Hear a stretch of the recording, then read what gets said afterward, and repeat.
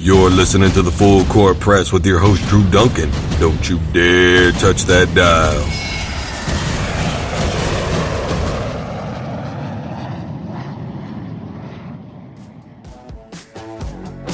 I just got to get this off my chest. I don't know where you're from. I'm from Wichita, Kansas. And right now, man, it is humid. It's so humid. I went out to go take a walk earlier, dude. And I mean, stepping outside, I just started sweating immediately. Goodness.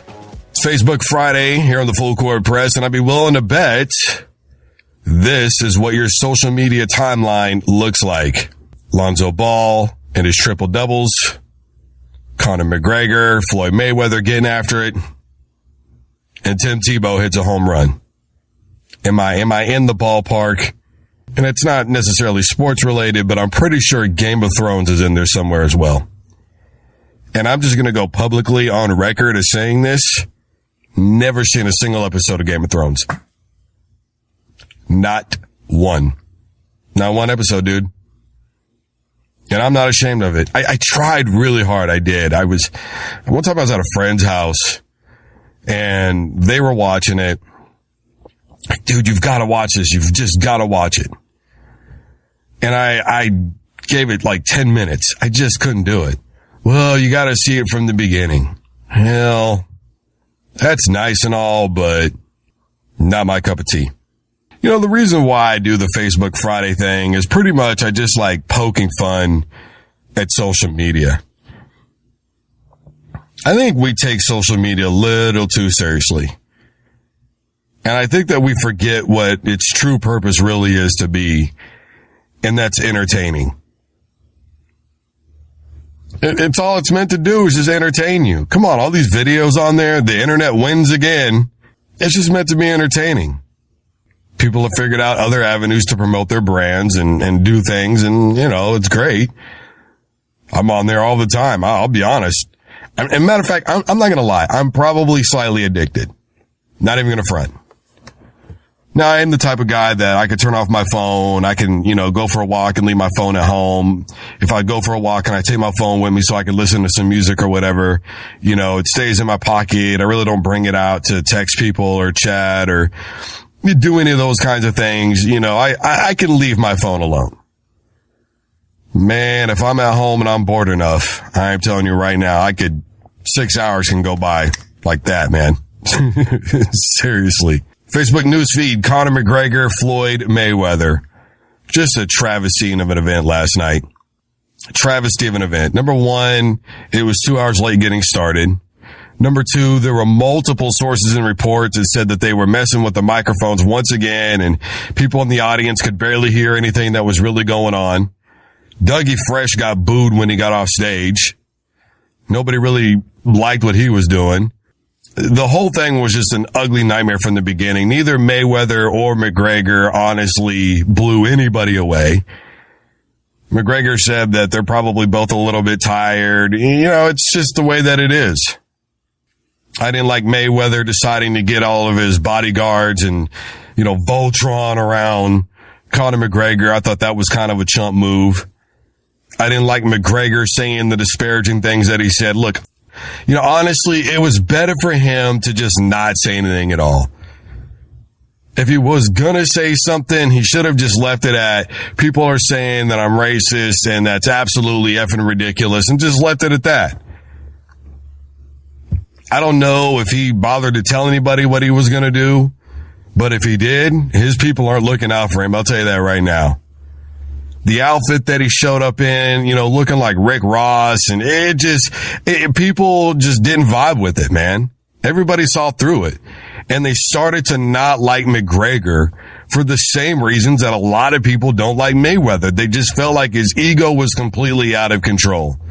He showed up and he just wasn't himself. He was over the top and he was trying too hard. People don't want to see McGregor like that. People want to see Conor McGregor show up in a suit, run his mouth, drop the mic. Period. It is better for people to think that you are a fool than to open your mouth and remove all doubts. If people want to think that he's a racist, he should have just let people think it. But this whole I'm black from the waist down thing, dude, not only is that played out and tired, it's just not okay to say. I mean, to me, I guess that's where I would have drawn the line. It's like, dude, come on, bro. I mean, somebody in his circle had to have known what he was going to say. Should have been like, dude, you're on fire right now. Don't kill it.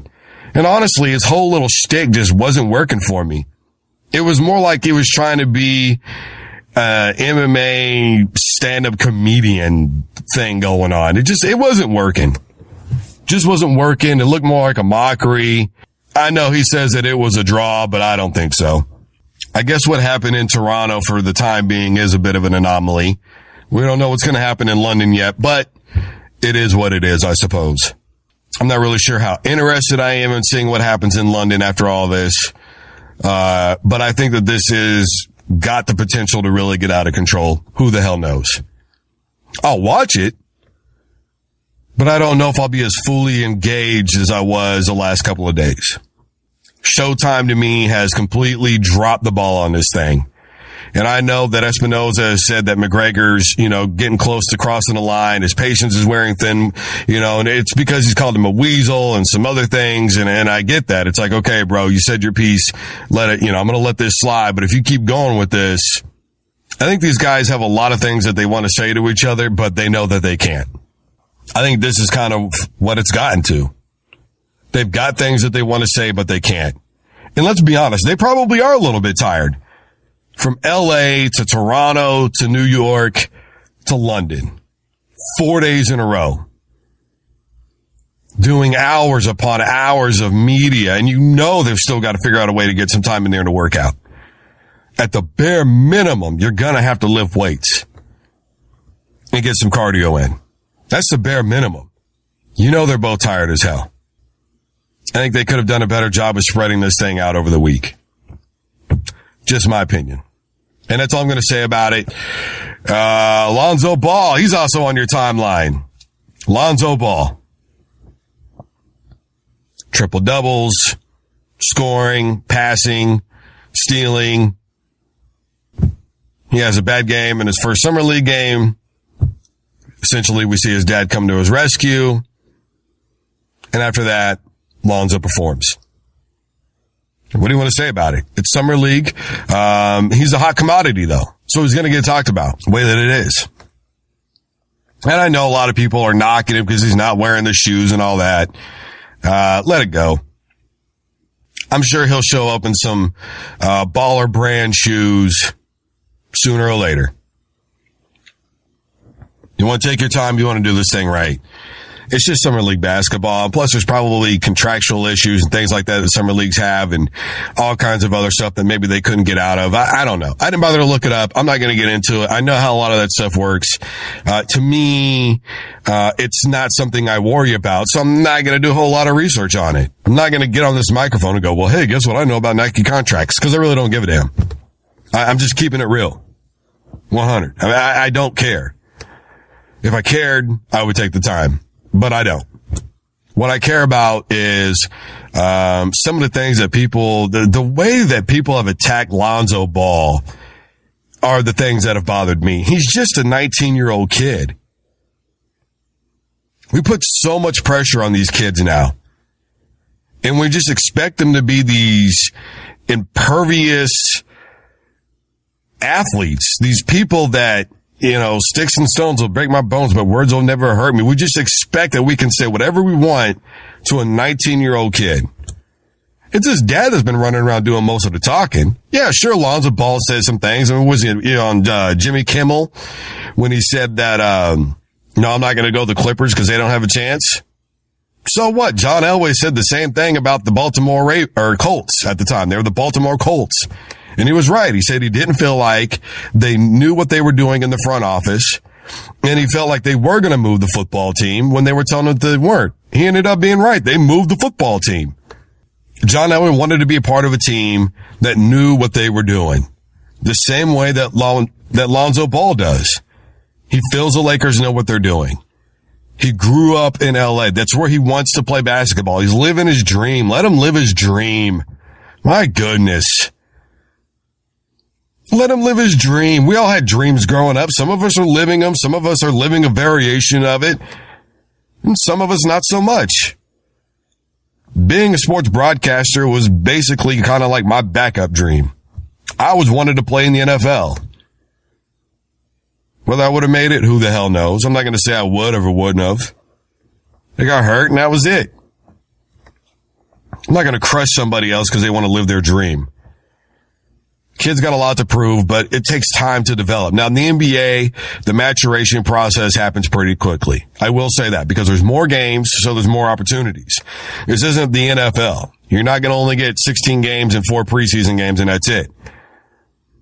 A lot of guys don't make it out of preseason. Some guys get cut, during training camp. It's the way that it is. It's not like that in basketball. You give a guy an opportunity. Magic Johnson has endorsed him, and that's all I need to know about him. The same thing that I said about Carmelo. Michael Jordan endorsed Carmelo Anthony over LeBron James. That was all I needed to know about Carmelo Anthony. This is all I need to know about Lonzo Ball. I don't agree with everything that his dad says. Of course I don't. But I think he is misunderstood. And from what I can see, overall, he's done a great job. Some of the things I've read about the relationship that he's had with his wife, his sons, he is clearly respected and loved. Folks, the mark of a man is the perception of you within your family. Not everybody around you is always going to like you. As popular as Muhammad Ali was, I guarantee you there were some people out there that just didn't like him. They may not have been very vocal about it, but they were out there. Even after his boxing career was over. Mike Tyson, there's still a lot of people out there that don't like him, but there's a lot of people that love him. It's the way that it is. Way that it is. What else is on your timeline? Tim Tebow hits a home run. Who cares? And I'm a Tebow fan. I want to see great things for Tebow. I really do. I love the guy. I love everything that he stands for. I think he's an amazing person. I don't think that he got the biggest opportunity in the world. I think that the opportunity he had in Denver, he took it, he ran with it, and he won games. I know a lot of people say that it was, in fact, the defense that carried him, but 126 yards per game on the ground alone, and a defense that ranked 24th best in the NFL. Come on. But I'm not going to get into it. I'm really not. I mean, the thing that is about it is I'm over it. I'm over it. I really am. Tebow will never play in the NFL again. I think he should have. Denver and Philly have always been my two favorite teams. He played for both. I think that Chip Kelly would have been better suited to keep Tebow around. Couldn't have been any worse than butt fumble, I suppose. But it is what it is. It really is. I want nothing but the best for Tebow, though. Don't get me wrong. I love the guy. Unfortunately, he's not where I think he should be. But he's trying to live out potentially another dream, and that's being a big-time athlete. What he's doing in minor baseball is not necessarily news. The same way it wasn't news when Michael Jordan was doing it. But because of who they are, it's going to get talked about. I am happy for him. I'm glad he's doing big things. He gets a walk-off home run. But I'm not one of those over-the-top Tebowites that just follows everything the guy does. It's not me. It's not who I am. And to be honest with you, I'm under the impression that Tebow should just stick to broadcasting. I think he's a far better broadcaster than people really give him credit for. Especially when he was talking about the SEC. That guy, he made a lot. I mean, a lot of predictions that have come to fruition since he has been with the SEC network. Guy knows what he's talking about. He's well researched. I like listening to him. I really do. I think one day, he'll be a great color commentator. But while he wants to do this, I say let him do it. I know saying I don't care is a little harsh, but let's be honest with you. He's not in the majors yet. He's not in the true major leagues yet. The minute he's actually playing for the New York Mets, that's that's when I'll probably regain interest. So there it is, folks. There is your Facebook Friday. That's what's on your news feed. Lonzo Ball, Tim Tebow, McGregor, and Mayweather. Hopefully we'll see something better come from both of these guys tonight in terms of Mayweather and McGregor. I hope nothing but the best for both Lonzo Ball and Tim Tebow. I really do. I think that, especially for Lonzo Ball, the future is bright for him, provided that he can continue to block out everything that's going on around him. It's going to take some extreme focus. The kid has a lot to build on, and I think the upshot for him is better than what anybody really imagines. I know that a lot of people don't necessarily like his dad, and that's fine, but I don't think that we should equate anything that his dad may say that you or I or anybody else doesn't like Lonzo Ball's on-court performance. As far as Tebow goes, I might be over the fact that he's, doing this whole, minor league thing right now that he's doing. I can say this. I appreciate the fact that Tebow is coming up from the bottom just like anybody else. He's starting down here and he's working his way up. How many NFL quarterbacks that we're seeing his kind of money would be that humble? That tells me all I need to know about Tim Tebow. Really does.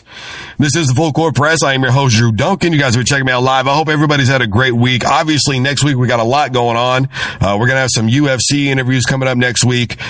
Clearly, we're going to be talking a little bit more about McGregor and Mayweather coming up next week. Obviously, we'll be discussing everything that happens in London.